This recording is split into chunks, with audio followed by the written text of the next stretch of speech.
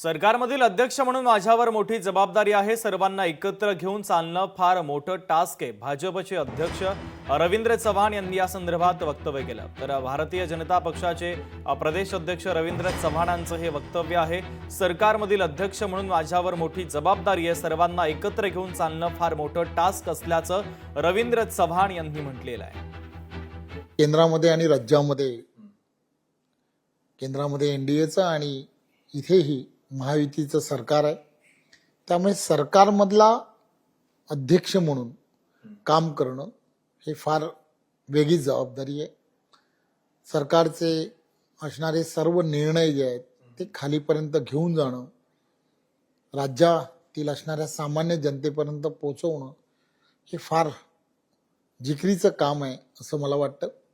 त्यामुळे त्या जबाबदारीला माझ्यासारखा एक सामान्य कार्यकर्ता,